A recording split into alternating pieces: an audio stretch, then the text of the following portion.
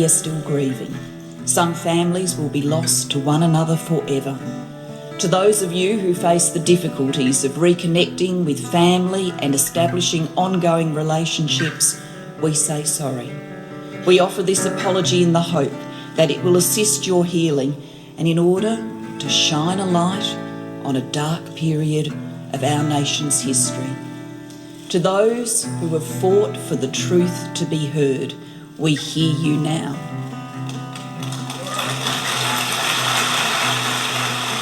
You're listening to Adopt Perspective Podcast, a podcast for anyone affected by adoption. I'm your host and president of Jigsaw Queensland, Jo Sparrow. This podcast is a production of Jigsaw Queensland Post-Adoption Support Service. However, the views expressed are those of the people participating and not necessarily Jigsaw Queensland.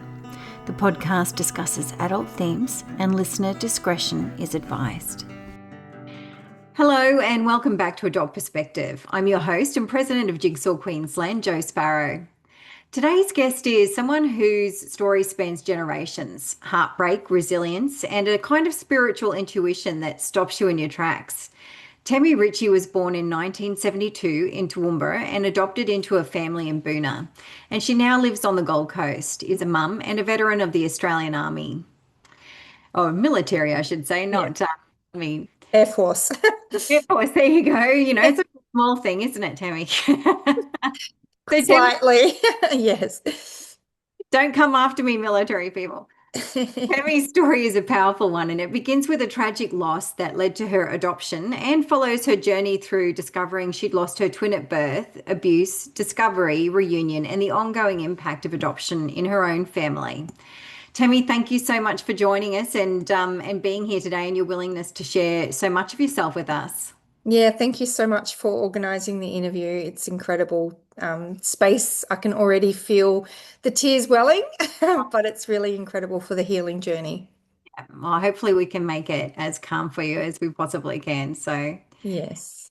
So I'd love to begin by hearing a little bit about your early life and what it was like for you growing up as an adopted person and what moments or memories stand out for you. Yeah, thank you so much. And I actually didn't know that I was part of a twin at all during my childhood, early childhood.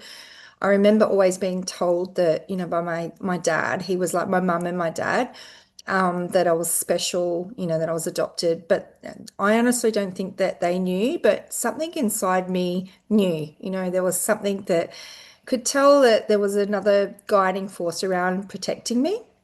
So I spent 6 months in the hospital, not that you'd remember that as a baby, but when I was adopted, my dad, I was very close to him, my adopted dad, and he did share with me towards the end of his passing a couple of things that, made a lot of sense to me, I suppose. So they were, went to go and pick me up from Toowoomba, and my adopted mum back then, she had a lot of hurt that she hadn't healed herself. And it's really important, as we know, that when we go through triggers and traumas that we do focus on that. And so she didn't get that opportunity. So she had a lot of anger towards women for whatever reason, I don't know. And that was alerted the very first time that they met me. So when they went to go and collect me, she was holding on to my brother, who's about 16 months older than me. And then apparently the nurses had said, "Hey, here's your baby girl. Do you want to, give her a cuddle, give her a nurse?" And she just said, no, sorry, I've got my son. And my dad said he felt like, oh my goodness, if I don't do something now, they're not going to allow us to have her. So he swept down and picked me up, and I had that instant connection with him. The feeling of feeling so safe and supported, and just a beautiful, beautiful man. And he did, I'm sure it was beyond him, being a mum and a dad, but he was definitely that for me. So there was an early memory that I remember going up for a cuddle with my mum and, raising my hands and, because I love cuddles, and I got flung across the room by her. And so I learnt early on, not to seek that, even though I was seeking love, but I got it from my dad, which was a blessing as well. Moving on, like nowadays, I look back and I can see how all of those things, the stories, have really made me the person that I am because I have, serving in the military, in the Air Force as an aircraft engineer, I literally did break my back and my neck and had to learn how to walk again. I've had a lot of autoimmune diseases from a lot of the chemical exposures from then as well. But one thing that is apparent to me is the pain. I don't actually feel the pain, which is really quite absurd. And the recent retreat that I did, the Buddhist Vipassana silence retreat, it made sense to me now that during my early childhood, I was physically abused, mentally abused, emotionally abused by my mum. And I built up a resilience at that young age. And I'm sure it was my twin that was, in protecting me, but I just didn't feel the pain. So initially, of course, I did. But then I thought, well, what's the point of resisting? And so that actually put up this pain barrier, I suppose, which has come to, really be a really positive thing throughout my life. And I see it now. So the earliest memory of my mum pushing me across the room, like flying me across the room, is not such a great memory, but I've been able to forgive her, you know, because of obviously she didn't have the ability to heal herself. And before she passed away, because she did pass away maybe 10 years ago, I was able to, do a lot of forgiveness for her as well, because there's a lot of great attributes that I have because of the childhood that I had. Yeah. So I'm so sorry that was your experience, Tammy. Let me say that first. Whew. um, how and when did you first learn that you were adopted? So from whenever I could remember, my beautiful dad would, lean over and tell me how special I was. I didn't even know what it was, but I knew I was different. I was different to the rest of the family. I had different attributes, and that again was a blessing because I was always optimistic no matter what was going on, and I wasn't going into the drama or the chaos. So I could really stand out and see. And so not feeling included also in the family, in the extended family. I remember, having reunions and things like that and not feeling included, so my granddad would talk about his memory of, different people in the families. And, he would just call my brother and I, because he was also adopted as well, that we're not part of the family. So it's sort of felt that way in any case early on. I had a really good friend that I would confide in, and she was like a really good savior to me as well. I'm really grateful that she's still in my life now. And not that she spoke up to my mum, but she was there to sort of protect me as much as I could, as she could as well. Yeah. Yeah. Was adoption ever, I know this would be quite difficult with your mum by the sounds of it, but was it Mm. something that was spoken about freely in your adoptive family? Yeah, and so my mum's perspective of why I was adopted wasn't very pleasant. Yeah, it wasn't great at all. She spoke really low of my birth mum. I, I'm not sure what details she had, but yeah, everything that she'd sort of said to me wasn't nice about her, and there was no compliments on, how I looked. It was always that it was just all negative comments, just, that no one wanted me, my own mum didn't want me, which is really hurtful because I think that, I didn't know like, I look at it now and I think no one actually came and watched, no one came and observed, no one came and checked in to see how the family life was. They Mm. just accepted that she's pretending to be Christian and it's okay. So I feel kind of let down by the system, if that makes sense. That, all of this was going on. My school friend knew it was going on. I had broken bones. I had like chunks of hair removed from my head. And there was one teacher that actually questioned me about that. Only one. And, and I was I didn't want to cause a big scene, and so I just covered it up to protect my mum as well, because I really had no idea, like, where would I go from there? You know what I mean? Yeah, Yeah. I think that might be one of the things that I would like to see change the most about adoption if it continues on in the modern world is that there is no oversight. Like it takes kids out of the child safety system and financially out of that system as well and puts them with an adoptive family, and then the oversight stops.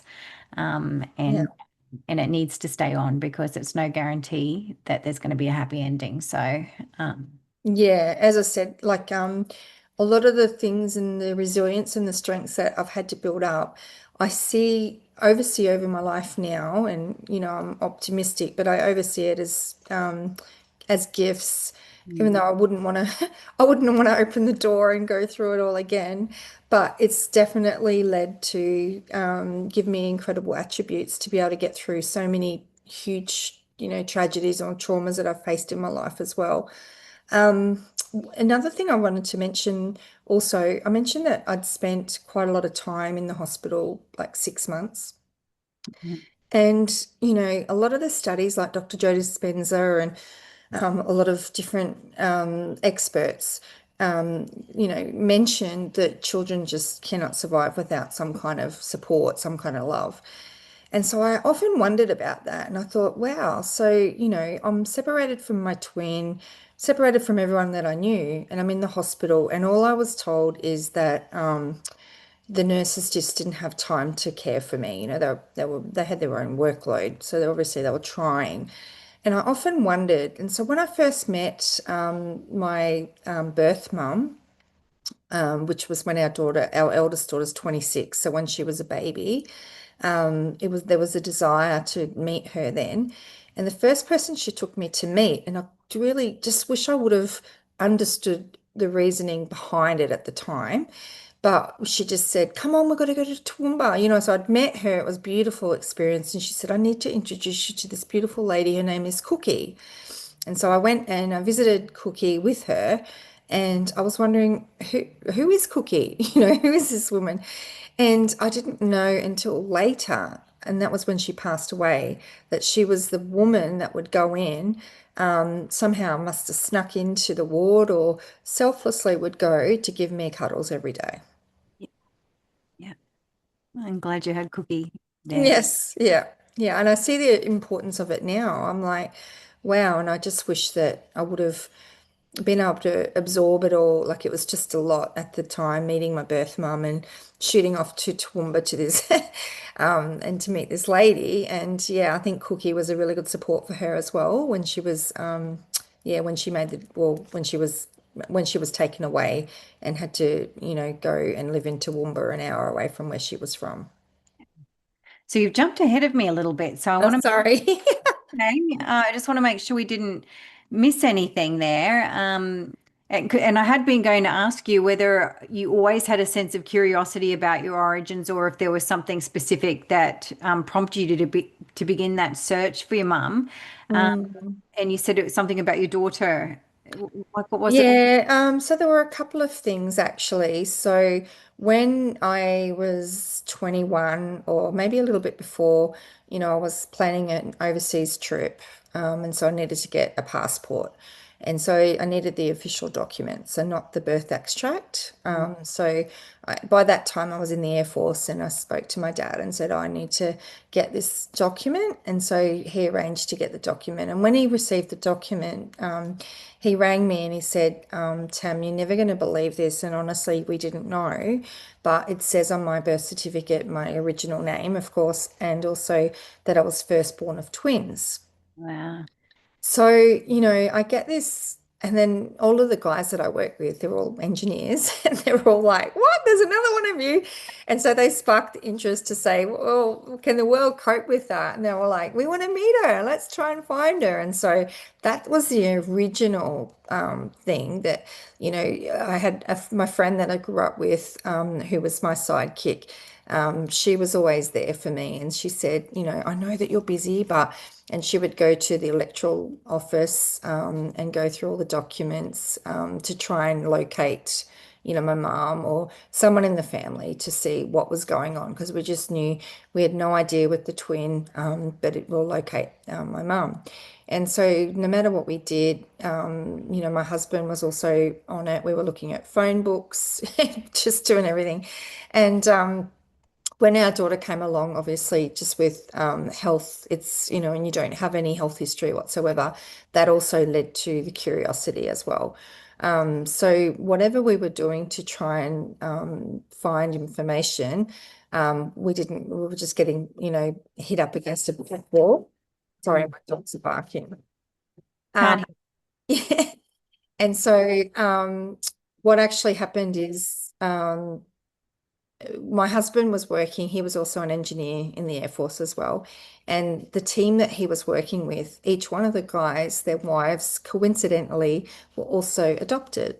Mm. And so they were in all different states. So they'd already found their families as well. And so he was like, "What? How do you do this?" And so that was when we kind of went to, I think it was a company called Family Link. We were living in Sydney at the time. And it happened within a couple of days that we actually got to um, be connected to her. And it was a service probably similar to Jigsaw, but it was in Sydney. Yeah, and so that's how, yeah, that's when we first attempted to try and find her and located her. And it wasn't long after that we actually physically met. What can you tell us about that meeting? Yeah, for sure. It's quite interesting because we were living in Sydney. She was living in North Brisbane, or yeah, somewhere in Brisbane at the time. And my husband said, "Oh my goodness, we just need to meet her." Like, because they were, doing a bit of a mentor session with us to say, we don't recommend that you meet straight away. Perhaps you have some meetings first. And my husband was like, "What? No way. Let's go meet her. Let's see if she's open." And then she, sent photos through and stuff like that of what she looked like. And he could see just even in some of the photos, the attributes and, even like how she cleaned a house kind of thing. He's like, "Wow, so bizarre." So we organized to fly to Brisbane and then meet her at the Sunshine Coast. And it was all organized on a time. And so we'd been at the beach the day before when we were meant to meet. And we were surfing and swimming and having a great time. And I knew my body was telling me that it was going to be soon that I'm meeting her. So I was getting quite anxious. And then my husband's phone rang and he answered. And I thought it was just one of his friends that wanted to catch up. And he said, "Sure, no worries. We'll be there in 10 minutes." And I was like, "Oh, and who was this?" We'd just gotten off the beach, surfing, hair everywhere and stuff. And he said, "Oh, I've just gotten off the phone to your mum. She wants to meet now rather than tomorrow." And I'm like, "What?" Can't believe it. So it was a little bit unprepared, which was really quite good because it didn't allow the time, for the anxiety to kick in really. And I was quite curious as to meeting her, and she was just really welcoming and really lovely. And yeah, and so we did have time, and she did explain some things, but I got to meet her and her husband. Coincidentally, she married her husband that she was still with until they both passed away. She married him 12 months to the day after I was born. So it was just a bit of a shame that it was a little bit later than, yeah. And what did she tell you about the circumstances of your conception? So that went on for a little while because she said that it's a very, very complicated case and there's a lot of, there's other people involved. So my half sister, she was, I think, 8 years of age. And so she was born, and my mum was married to this beautiful man prior to me coming along. And she was happy. He was just the man of her dreams. So during her pregnancy with my older sister, the one that was 8 years of age, he got very sick, and so the doctors advised him not to tell her because she was pregnant and it could affect the baby. So he didn't tell her. He had heart complications. And anyway, then he had to have surgery, which was major surgery. And again, they advised, don't tell your wife because everything will be fine. She's pregnant. She's heavily pregnant at that stage. So he chose not to tell her, and he didn't make it. He passed away on the operating table. And so she was then left as a widow. Um, 2 weeks. He passed away actually on my birthday. So she was born on the 14th of February. She was only 2 weeks of age when he passed away. And then my mum found herself in a situation where there isn't any support from the government at that time. She became a widow straight away.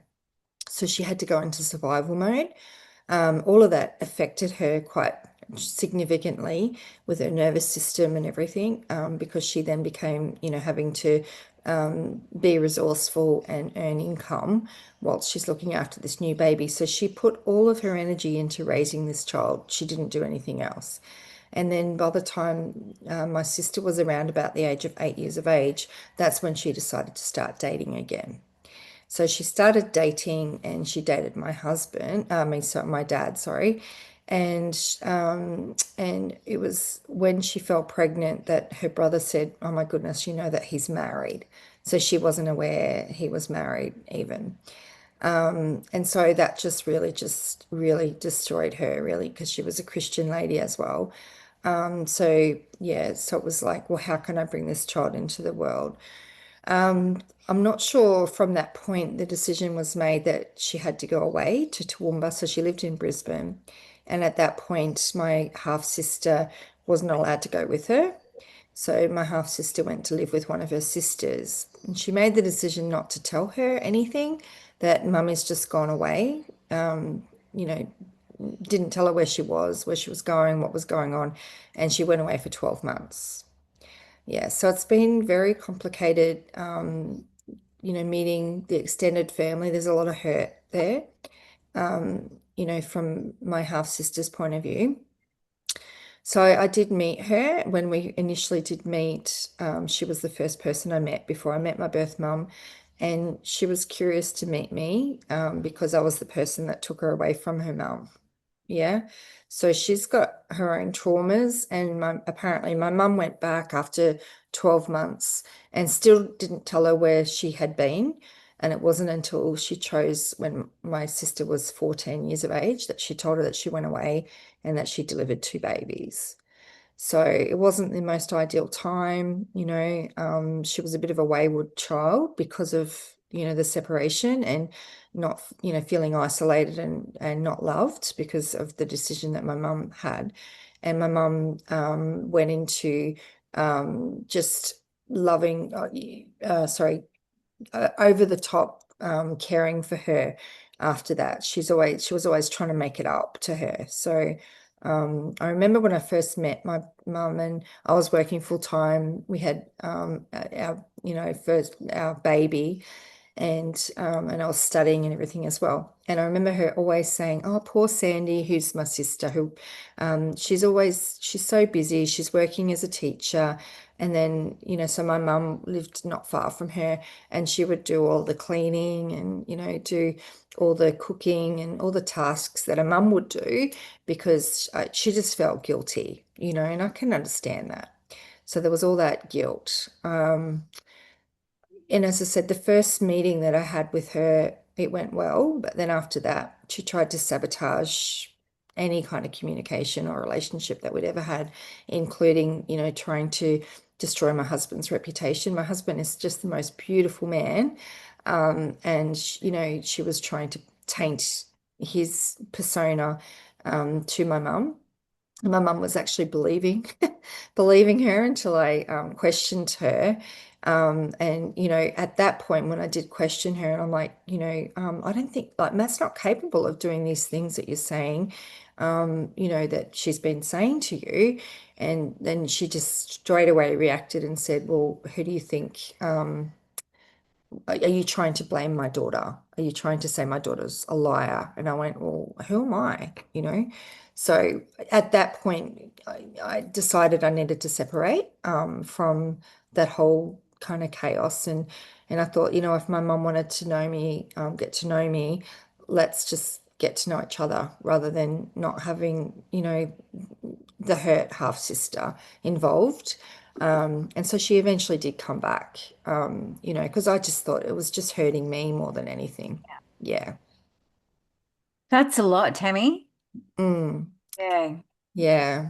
There was a little bit more because my mum, I was led to her. She passed away maybe a couple of years ago now. And I, yeah, as I said, I've got my twin. She's around and she guides me. That's another blessing.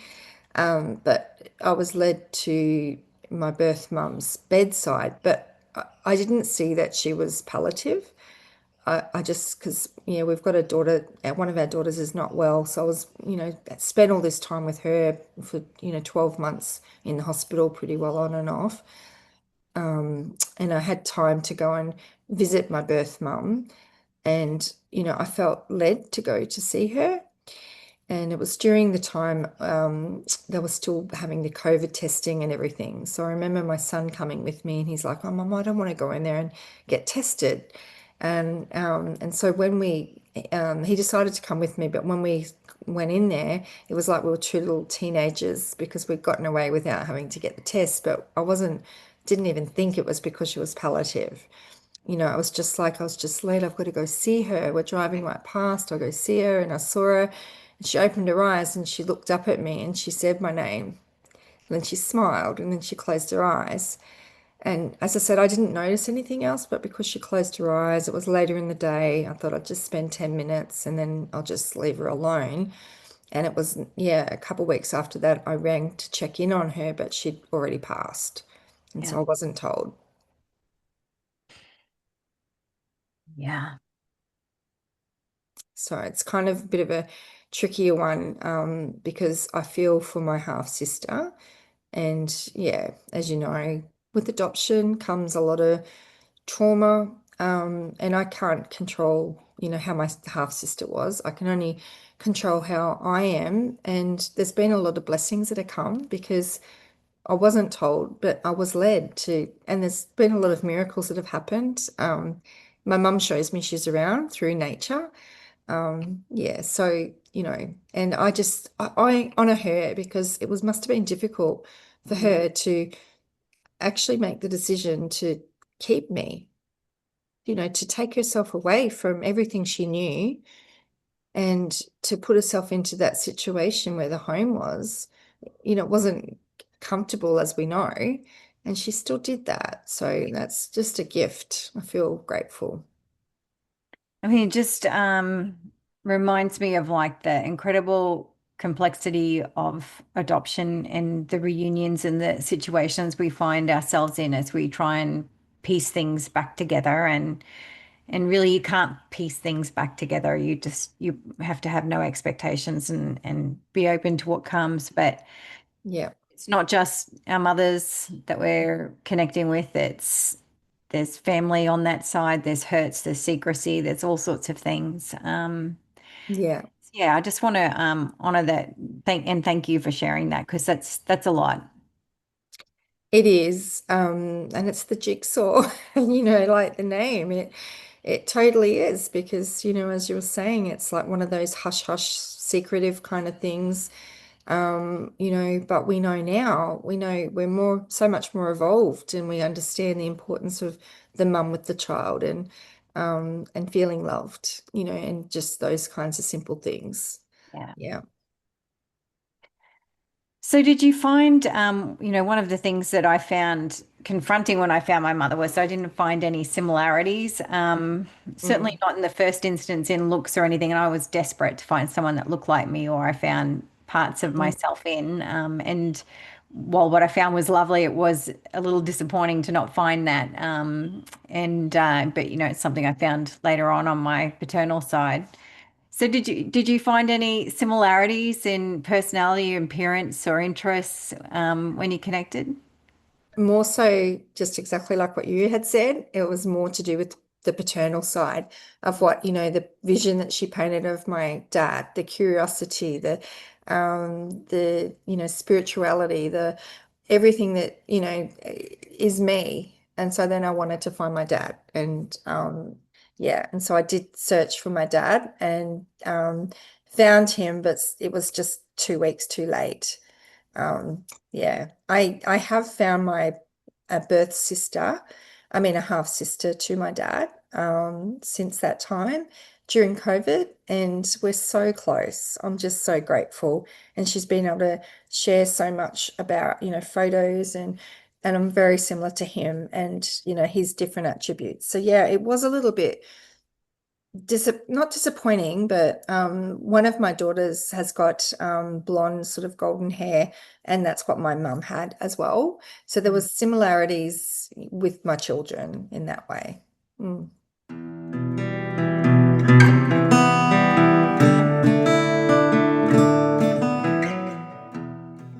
How was your adoptive family how did they respond when you went searching? Were they supportive or were they involved at all at that point?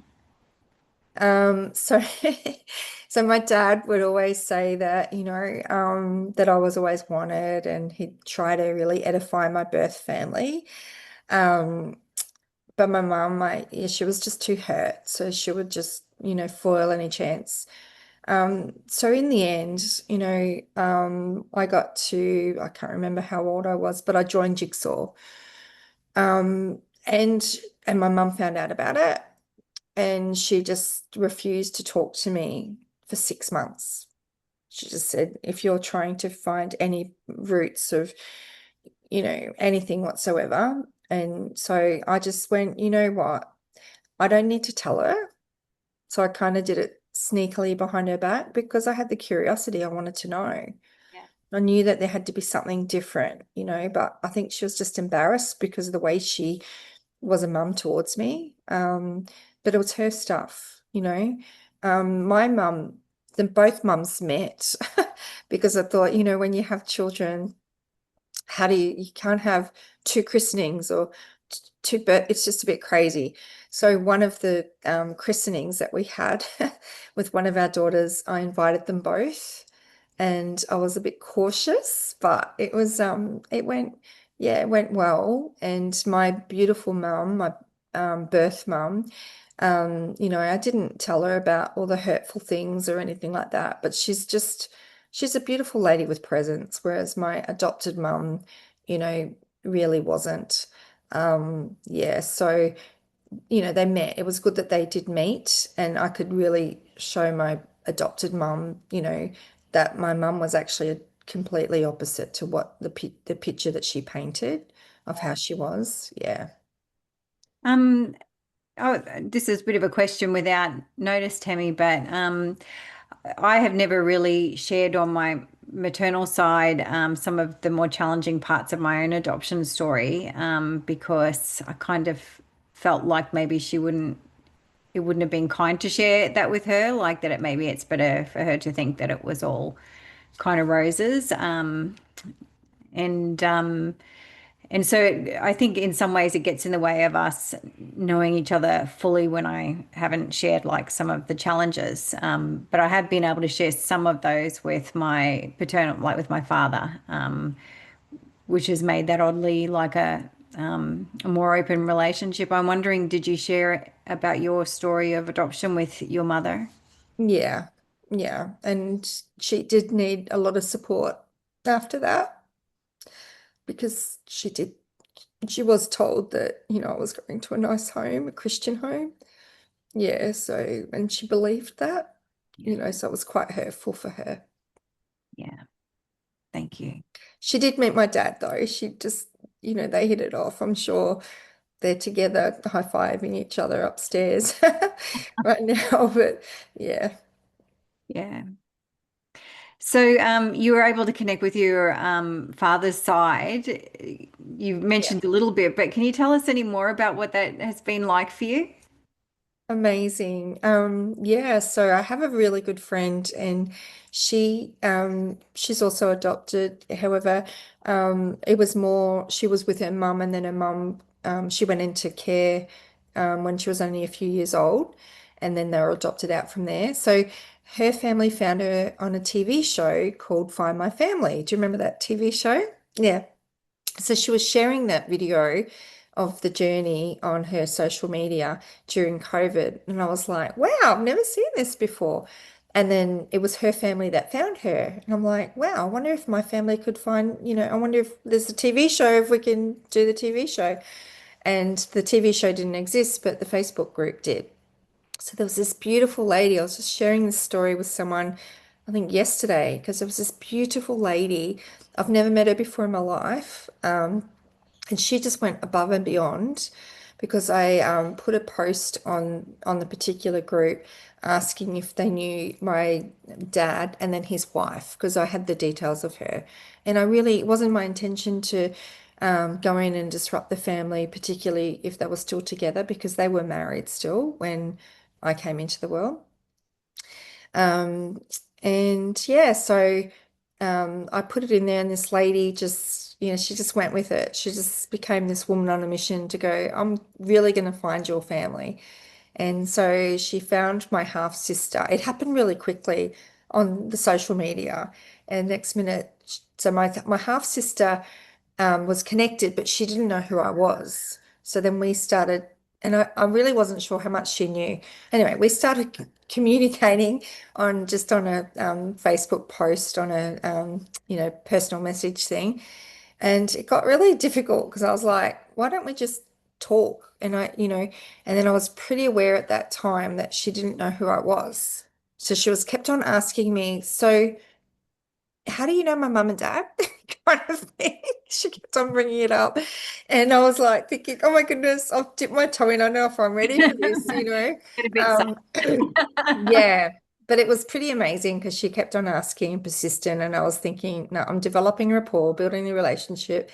And then towards the end, I just said to her, I asked her, so when's your birthday? And she shared her birthday.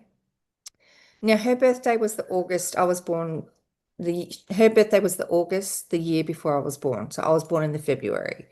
And I Mhm. was like, oh, Jesus, it's getting even harder because, her mum must have been pregnant when he'd had the affair, kind of thing, pregnant with her. And so I just thought it's just never going to happen. And in the end, she shared a lot about her mum and dad. There wasn't happiness there at all. They stayed together because it was Catholic and yeah, so she knew that her dad had, was away working and blah, blah, blah. Not that she but approved of it. But she alluded that her mum and dad just weren't happy. They didn't have a very happy childhood and blah, blah, blah. Mm. So yeah, so it kind of got to that point where I just thought, you know what? I'm up for rejection. I've already had the rejection. What's the worst thing that can happen? So I then said to her, look, and this was over a period of time, maybe a couple of months. And I said to her, I have reason to believe that we have the same dad. And then the phone kind of went silent. Yeah. And then she came back. Eventually, she said, oh my goodness, I knew you were out there. I knew. So she had this different reaction, and she'd actually been to the UK thinking, her mum and dad came from the UK, and she went looking for a sister that she knew was missing, like all these years ago. And so it was such a beautiful reaction, how she reacted. And we met not long after that. And we just had this instant connection. She looks up to me even though she's a bit older, but she's always, asking for advice and just like a sister would do, and I feel so grateful. Yeah. Sounds like there's definitely been some blessings. And I was going to ask you, like, if you're summarizing it all up, what has it meant to you to reconnect with your biological family and how has that shaped your understanding of yourself? So, as I said, I had the relationship with my birth mum, and that was amazing. However, it was taken away just through the hurt. So that was really hurtful. But as I said, she's around guiding me. I never got to meet my birth dad, but my sister has just been, she's the only one that's my dad's daughter. Yeah, it's her it's just been a blessing to be connected to her. Um, I don't know too much else about the whole situation and my other half sister, but I've got her. She did mention to, we've got another brother and sister like she does, and one of them actually lives here on the Gold Coast. And it's interesting that I didn't go to her first. I went to this other one first, which was a blessing because apparently the one here on the Gold Coast wouldn't have been as accepting. And she did share the news because we spent time together, and she was so excited. She shared the news with her brother who lives in China and he's quite affluent, I believe. And she shared, "Oh my goodness, I've just spent the weekend with our, half sister." And he's just like, "What does she want?" kind Oh, of thing, who is she? What does she want? And it put the seed of doubt in her as to what was my motive as to, you know, and then even who am I and how do we know that it's that we've got the same dad and all of those kinds of things. I did mention to her about ancestry, DNA, and she's welcome to get the test, blah blah blah. And it was around that time also that I was asking the hospital for information about my twin, because they just would tell me, they just said, look, the twin just was disposed of. Basically, she was born and then disposed of, and that's what they did back then, which was really hurtful. But yeah. they were able to give me some more information, some more legal documents, and with her details on it and my details and clarity. And it also had my dad's details as the father. So it kind of happened at that same time when she was questioning, and I was like, well, just do the DNA test. And then it was like, boom, here it is. It just came in like it was just magical. It came in that day. And I was like, oh, here you go. We are sisters. And so she was pretty excited about that because any doubt that she had, and she didn't, she didn't even, and it didn't enter her mind. She wasn't looking at what was wrong. She was looking at what was right because she knew, that she was searching for me in another country. And she just kind of had that feeling that, that I existed. And even though it was complicated, again, like just with the, her mum being pregnant at the same time, similar. But we've just let that slide and just, really gotten to know each other. Yeah, I'm glad. Yeah. So you're a mother yourself, Yeah. and this is where I get tripped up when somebody asks me about this. But if you're comfortable reflecting, how has your adoption experience shaped the way you approach parenting and your closest relationships? Yeah. Because I didn't get the love from my mum, I wanted to be different. Like from my adopted mum, I wanted to be different. And probably I look back now and I think maybe I was a bit too controlling. Maybe I wanted to, like Mel Robbins, she's amazing, and let them theory, her simple reminders. Um, because we have children, and two of our daughters have not been well. That stems from trauma, emotional, all the stuff. So I'm consistently working on myself, healing myself, so our children can benefit. And I can see that, being the mum, the people pleaser mum, I suppose, wanting to do everything. Like I wouldn't even go to the toilet without taking the bassinet with me. I wanted that safety for her. I really didn't understand. Now I understand because I was seeking safety myself, which I never had.